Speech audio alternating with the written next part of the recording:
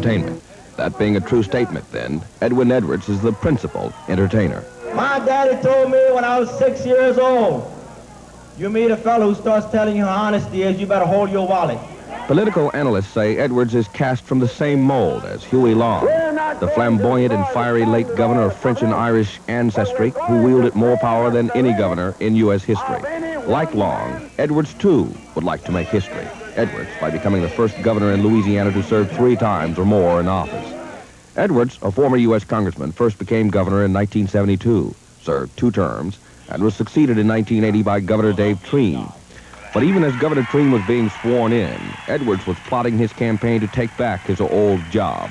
The former governor held on to his role as the most important political figure in the state, using his muscle in the state legislature to create problems for the incumbent whenever possible, frequently taking time off the campaign trail to throw darts at Governor Treen's fiscal policies.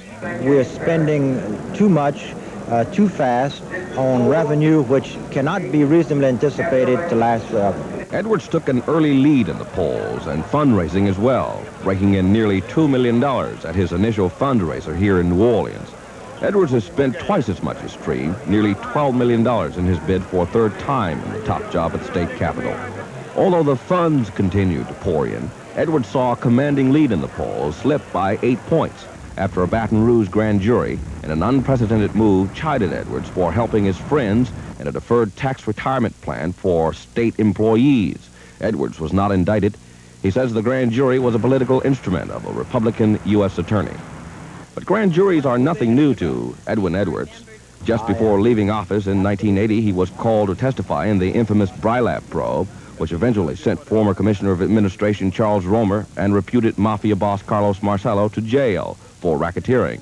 And ironically, just 11 days ago, Edwards testified before a federal grand jury investigating why charges were dropped against 3 men arrested on cocaine charges in Terrebonne Parish last year. One of the suspects was a client of the former governor's. The Terrebonne Parish district attorney was subsequently indicted for perjury along with 2 of the suspects. But Edwards and his client were not indicted.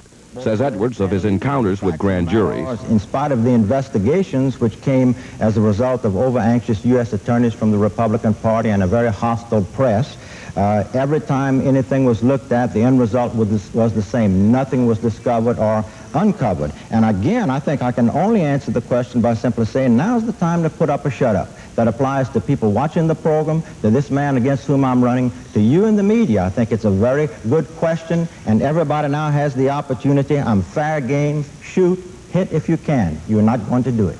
Edwards has frequently been criticized for his freewheeling lifestyle, but more often than not, it has added to the mystique of the man, an undeniably popular entertainment politician with the wit, humor, and capability of disarming what for others might turn out to be a calamity beyond escape.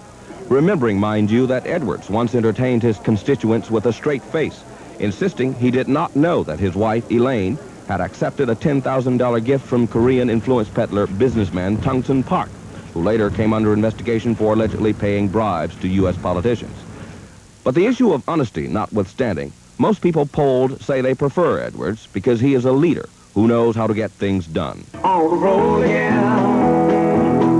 Can't wait to get on that road, yeah. He has a reputation of not being afraid to take risks. Example, in spite of the lead in the polls, Edwards took his campaign on the road in a grueling 9-day stop in all 64 parishes.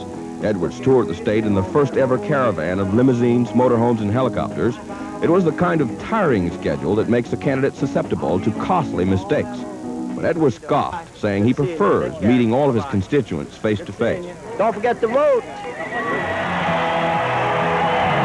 Edwards held his final campaign event in the heart of Acadiana, a grand finale of sorts, a homecoming in a football stadium with some 20,000 screaming Edwards supporters.